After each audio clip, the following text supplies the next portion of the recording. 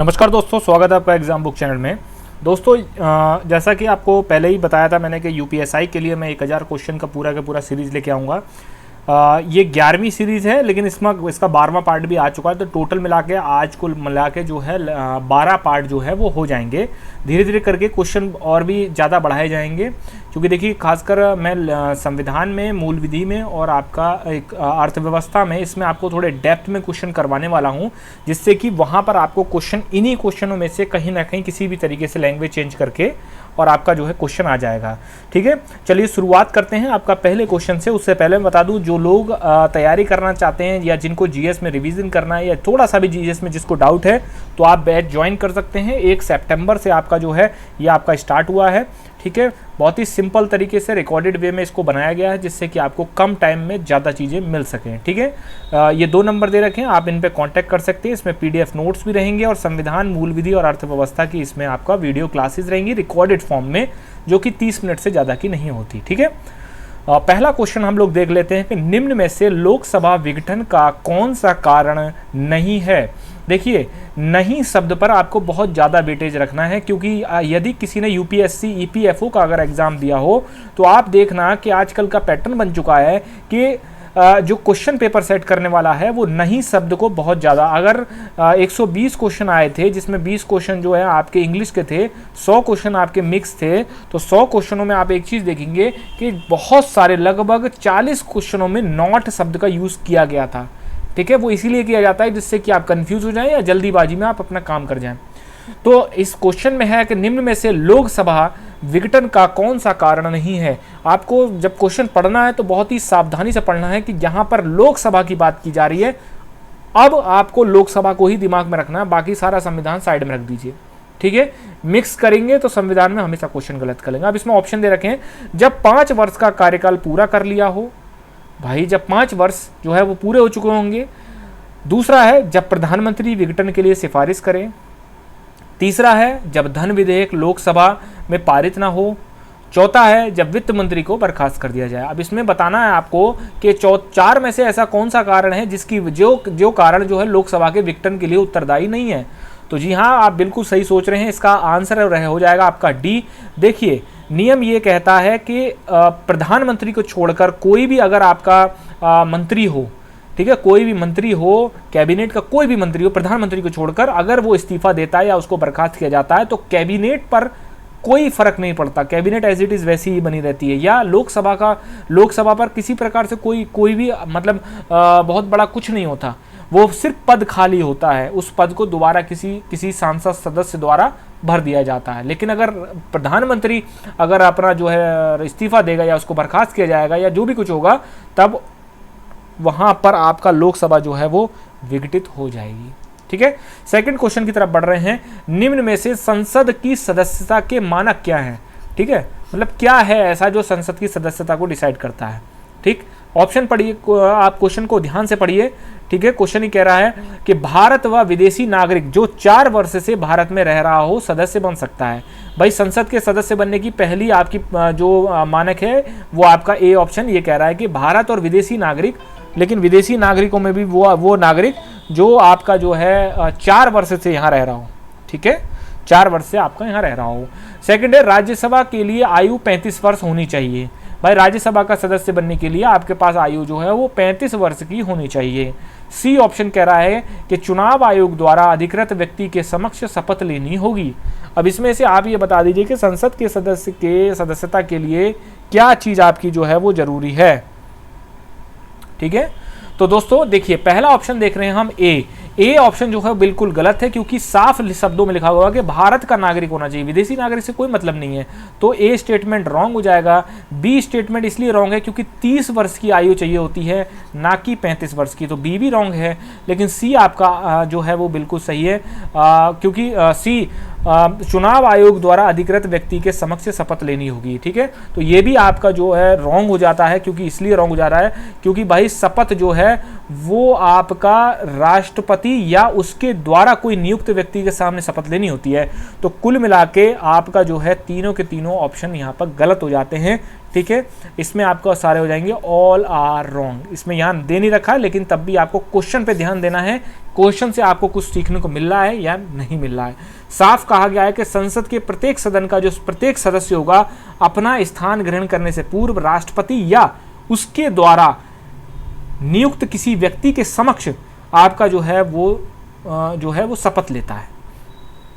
ठीक है, तो तीनों के तीनों जो हैं आपके रॉन्ग हो जाते हैं। इसमें क्वेश्चन नंबर 3 कह रहा है निम्न में से किस स्थिति में कोई व्यक्ति संसद सदस्य नहीं बन सकता? इन तीनों में से कौन सी ऐसी स्थिति है जिसकी वजह से संसद का सदस्य नहीं बन सकता? पहला है किसी अपराध में 2 वर्ष या उससे अधिक की सजा हुई हो, ऑप्शन ए। सेकंड है यदि विकृत चित्त हो, और थर्ड है यदि घोषित दिवालिया हो। तीनों के तीनों आपके यहाँ पर राइट हो जाते हैं। तीनों के तीनों जो हैं अगर ऐसा होता है तो संसद की सदस्यता जो है वहाँ पर ख़त्म हो जाएगी या फिर संसद सदस्य नहीं बन सकता। इसका आंसर हो जाएगा ऑल राइट। ठीक है, क्योंकि अगर 2 वर्ष लालू प्रसाद यादव जो थे उनको 2 वर्ष से ज़्यादा का आपका जो हुआ तो उनको अब वो संसद की या विधानसभा की किसी भी सीट पर जो है वो नहीं लड़ सकते चुनाव। या यदि वो विकृत चित्त है, मतलब दिमाग उसका नसें घूम गई हैं, तो भी उसको जो है आपका नहीं बन सकता। और घोषित दिवालिया मतलब वो बिल्कुल बैंकरप्ट हो चुका है, ठीक है, तो भी वो संसद की सदस्यता को नहीं ले सकता। क्वेश्चन नंबर 4 कह रहा है, देखिए लास्ट में जितने क्वेश्चन होंगे उनमें से अपना अपना स्कोर आप कमेंट बॉक्स में कमेंट करेंगे। डिस्क्रिप्शन में टेलीग्राम का लिंक दिया है, उसको ज्वाइन करेंगे, वहाँ पर भी इस तरीके के क्वेश्चन आपके डाले जाते हैं, तो आप वहाँ पर भी सॉल्व कर सकते हैं। संविधान के अनुसार किसी संसद सदस्य की निरर्हता, ठीक है, इन एलिजिबिलिटी निरर्हता संबंधी प्रश्न पर अंतिम फैसला किसका होता है? ठीक है, अब याद रखिएगा कि इसमें सिंपल निरर्हता की बात की जा रही है, मतलब दल बदल के आधार पर नहीं, सिंपल तरीके से जो निरर्हताएं होती हैं, ठीक है, उनके कारण अगर कोई ऐसा सदस्य होता है तो उसमें अंतिम फैसला किसका होगा? राष्ट्रपति का होगा, प्रधानमंत्री का होगा, लोकसभा स्पीकर का होगा या उच्चतम न्यायालय का होगा। ठीक है, तो दोस्तों इसमें आपका जो है वो आंसर आप बताइए, क्या इसमें आंसर जो है वो हो सकता है? ठीक है, इसमें आप लोग बताइए, क्योंकि देखिए क्वेश्चन जो है वो लगभग इस तरीके से ही आपको जो है वो रखे जाते हैं। और उसके बाद मतलब क्वेश्चन को दोबारा एक बार पढ़ लीजिए कि संविधान के अनुसार किसी संसद सदस्य की, भाई किसी अगर सदस्य की निरर्हता हो जाती है, तो अगर किसी सदस्य की निरर्हता हो जाती है, उसके बाद जो है वो उसकी निरर्हता पर अंतिम फैसला कौन ले सकता है? ठीक है, अब इसमें ऑप्शंस हैं आपके लोकसभा स्पीकर, प्रधानमंत्री या फिर राष्ट्रपति रहता है, और या फिर आपका जो है उच्चतम न्यायालय। ठीक है, बहुत सारे लोग, मैंने ये क्वेश्चन जो है टेलीग्राम पे भी डाला था, तो टेलीग्राम पर भी जो है बहुत सारे लोगों ने इसका आंसर जो है वो आपका उच्चतम न्यायालय दे दिया था। ठीक है, इसका आंसर आपका जो है उच्चतम न्यायालय दे दिया था, लेकिन दोस्तों इसका आंसर आपका जो है उच्चतम न्यायालय नहीं है। ठीक है, 5th क्वेश्चन की तरफ चल रहे हैं। 5th क्वेश्चन क्या कहता है कि भाई 5th क्वेश्चन ये कहता है कि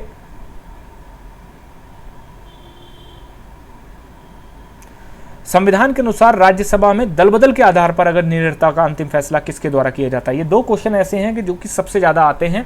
ठीक है, ये 2 क्वेश्चन आपके सबसे ज़्यादा इसमें आते हैं, तो आप जो है इन दोनों क्वेश्चनों के जो है आंसर कमेंट बॉक्स में कमेंट करेंगे।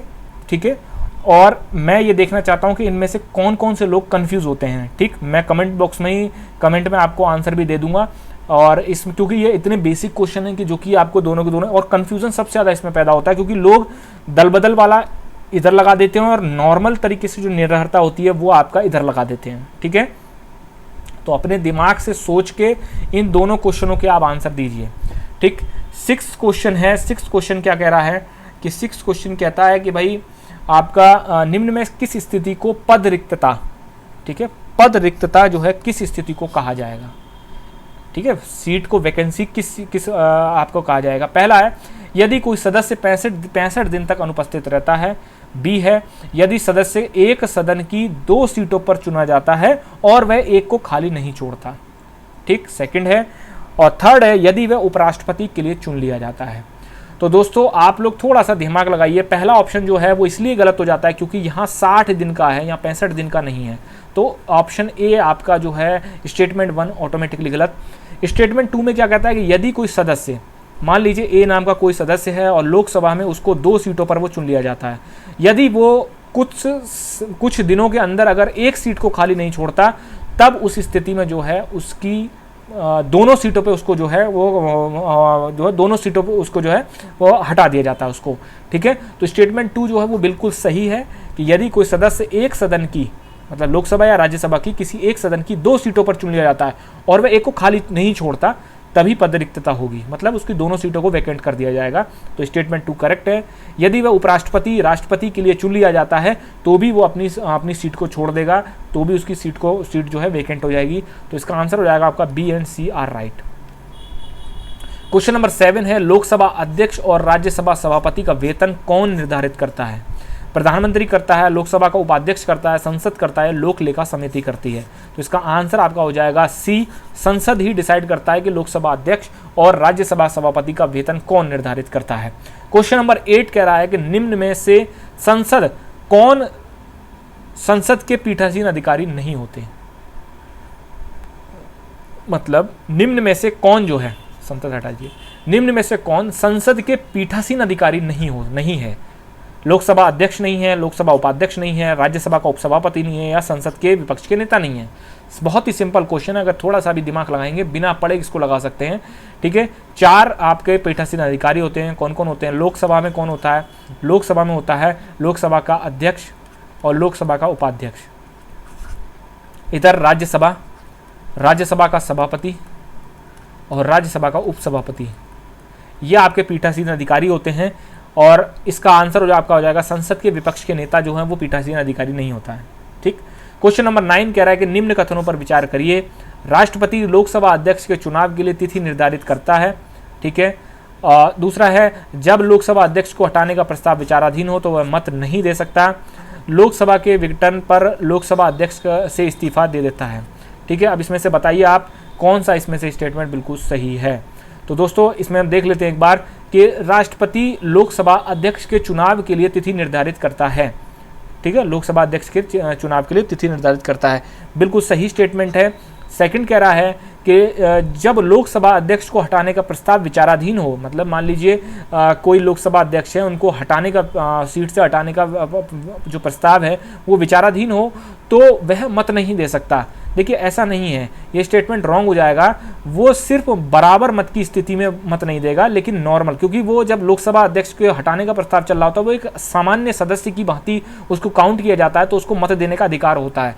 लेकिन बराबर जब मत हो जाए, मान लीजिए पक्ष और विपक्ष के 200 वोट हो जाएं, तब वहां पर उसी स्थिति में लोकसभा अध्यक्ष जो है वोट देते हैं। ठीक है, लेकिन उस स्थिति में जब उनको हटाने का प्रस्ताव चल रहा हो तो वो बराबर की स्थिति में वोटिंग नहीं करेंगे, लेकिन एक सामान्य सदस्य की भांति वो वोटिंग करेंगे। तो स्टेटमेंट 2 जो है वो गलत है। स्टेटमेंट सी कह रहा है कि लोकसभा के विघटन पर लोकसभा अध्यक्ष पद से इस्तीफा दे देता है। ये भी आपका स्टेटमेंट बिल्कुल रॉन्ग है। कैसे रॉन्ग है? देखिए, इसमें रॉन्ग इसलिए हो जाता है कि लोकसभा के विघटन पर लोकसभा अध्यक्ष कभी इस्तीफा नहीं देता कि उसको, और क्योंकि जब मतलब नई लोकसभा जब बनती है उससे जस्ट पहले ही देता है। वो लोकसभा विघटित हो गई, चुनाव हो गए, लेकिन वो लोकसभा का स्पीकर बना रहता है। ठीक है, जब नई लोकसभा बनेगी तब ही वो अपना इस्तीफा देगा, उससे पहले वो इस्तीफा नहीं देता है। ठीक है, तो इसका आंसर क्या हो जाएगा? इसका आंसर हो जाएगा आपका ए जो है वो करेक्ट है। दोस्तों ऑप्शंस पर मत जाइए आप। क्यों मत जाइए? क्योंकि अगर आपने अपने दिमाग में चीज़ें फिट कर ली हैं तो आप उनको अपने सही, अगर किसी ने ए को फिट कर लिया है कि हाँ ए सही है, तो आप ये समझ लीजिए आप बिल्कुल सही जा रहे हैं, आपका आंसर सही है। क्योंकि इसमें क्या है कि नीचे वाले ऑप्शंस में ऊपर नीचे कभी कभी हो जाता है, इसमें ए करेक्ट वाला ऑप्शन नहीं है, तो उसमें ये नहीं है कि बहुत ज़्यादा पैनिक हो जाए। आपको क्वेश्चन से मतलब होना चाहिए, क्वेश्चन का कैसा लेवल है और आप क्या इनको सॉल्व कर पा रहे हैं या नहीं कर पा रहे हैं। ठीक है, क्वेश्चन नंबर 10। क्वेश्चन नंबर 10 क्या कह रहा है कि लोकसभा अध्यक्ष के बारे में निम्न कथनों पर विचार करिए। क्या कथन है भैया? सदन की कार्यवाही व संचालन में उसका निर्णय अंतिम होता है। ठीक है भाई। सेकंड पॉइंट है, गणपूर्ति ना होने पर सदन को स्थगित कर सकता है। ठीक है भाई। सामान्य स्थिति में मत नहीं देता परंतु बराबर की स्थिति में मत देता है। ठीक है, ये 3 ऑप्शन है। अब इनमें से आपको बताना है। देखिए पहला लिख लेने, सदन की जब कार्यवाही चल रही होती है तब संचालन में उसका निर्णय अंतिम होता है। बिल्कुल सही स्टेटमेंट है। ठीक है। सेकंड है, गणपूर्ति ना होने पर, उस गणपूर्ति ना होने पर जो है वो आपका गणपूर्ति ना होने पर वो सदन को स्थगित कर सकता है। ठीक है। अब गणपूर्ति क्या होता है? टोटल नंबर ऑफ जो सदन में जो सदस्य होता है उनका 1/10वां भाग। अगर इससे कम सदस्य उस दिन उपस्थित हुए हैं तो लोकसभा स्पीकर का ये अधिकार है कि वो सदन को स्थगित कर दे। ठीक है, ऑप्शन 2 भी करेक्ट है। सामान्य स्थिति में मत नहीं देता है, परंतु बराबर की स्थिति में मत देता है। जब वो सीट पर बैठा हुआ होता है, ठीक है, स्पीकर की सीट पर बैठा हुआ होता है, तब वो सामान्य स्थिति में कभी वोटिंग नहीं करता। इस क्वेश्चन में और इस क्वेश्चन में बहुत दिमाग से समझ लेना है, कॉन्सेप्ट क्लियर कर लेना। ठीक है, तो सामान्य स्थिति में वो मत नहीं देगा। नॉर्मल जब वो क्योंकि उसको हटाने का प्रस्ताव थोड़ी ना चल रहा है, नॉर्मल तरीके से जब वो अपनी स्पीकर के पद पे बैठा होता है तब नॉर्मल स्थिति में वो कभी वोटिंग नहीं करेगा। जब बराबर मत आ जाएंगे, 200-200 वोट आ गए, तभी वो अपनी जो है वोटिंग करेगा। उससे पहले वो वोटिंग अपनी यूज नहीं करता। तो इसके आपके ऑल राइट हैं। 11वां क्वेश्चन देख लेते हैं। निम्न कथनों पर विचार करिए। किसी विधेयक पर गतिरोध होने पर संयुक्त बैठक लोकसभा अध्यक्ष बुलाता है और बैठक की अध्यक्षता भी करता है। ऑप्शन 1, लोकसभा अध्यक्ष लोकसभा की संसदीय समिति के सभापतियों की नियुक्ति करता है। ऑप्शन 2, लोकसभा अध्यक्ष किसी समिति का अध्यक्ष नहीं होता है। ऑप्शन 3। अब इसमें एक एक करके देख लेते हैं हम कि इसका आंसर क्या है। तो पहला है किसी विधेयक पर गतिरोध होने पर, गतिरोध मतलब आपसी सहमति नहीं बन पा रही है, होने पर संयुक्त बैठक लोकसभा अध्यक्ष बुलाता है और बैठक की अध्यक्षता भी करता है। दोस्तों, बैठक की अध्यक्षता तो करता है लेकिन बुलाता नहीं है। बुलाता है कौन? राष्ट्रपति। बुलाता है कौन? राष्ट्रपति। लोकसभा अध्यक्ष, तो ये क्या हो जाएगा? ये रॉन्ग हो जाएगा। लोकसभा अध्यक्ष लोकसभा की संसदीय समितियों के सभापति, मतलब जो लोकसभा की संसदीय समिति बनती हैं उनके जितने भी अध्यक्ष होते हैं, सभापति होते हैं, उनकी नियुक्ति कौन करता है? वो लोकसभा अध्यक्ष करता है। ऑप्शन 2 जो है वो करेक्ट है। ऑप्शन आपका जो है वो सी क्या कह रहा है कि लोकसभा अध्यक्ष किसी समिति का अध्यक्ष नहीं होता। गलत है। क्यों? क्योंकि वो कार्य मंत्रणा समिति, उसके बाद नियम समिति, ठीक है, ये आपके 2-3 समितियां होती हैं जिनका अध्यक्ष कौन होता है? लोकसभा का अध्यक्ष होता है। तो इसका आंसर हो जाएगा कि बी करेक्ट है, सिर्फ बी करेक्ट है, बाकी ए और सी जो है वो रॉन्ग हो जाते हैं आपके। अब 11 में से आपके कितने क्वेश्चन टोटल ठीक हुए हैं आप यहाँ पर अपना बताइए, ईमानदारी से बताइएगा। बाकी आपका जो है जो 5वां और 6ठा क्वेश्चन है, ठीक है, देखिए 4th और 5th क्वेश्चन है, इसको आप डिस्क्रिप्शन में कमेंट डालेंगे, कमेंट करिए इसमें कि आपकी क्या क्या चीज़ें सीखे। क्वेश्चन नंबर 4 डैश करके आप डालेंगे हाँ ये है, क्वेश्चन नंबर 5 डैश करके आप डालेंगे हाँ भाई इसका आंसर ये है। ठीक है दोस्तों, अगर आपको वीडियो अच्छी लगे तो लाइक शेयर सब्सक्राइब जरूर कर दें। ठीक है, नेक्स्ट पार्ट आपका जल्दी आएगा और आपका 10 अक्टूबर तक सारे 1000 क्वेश्चन आपको करवा दिए जाएंगे। धन्यवाद।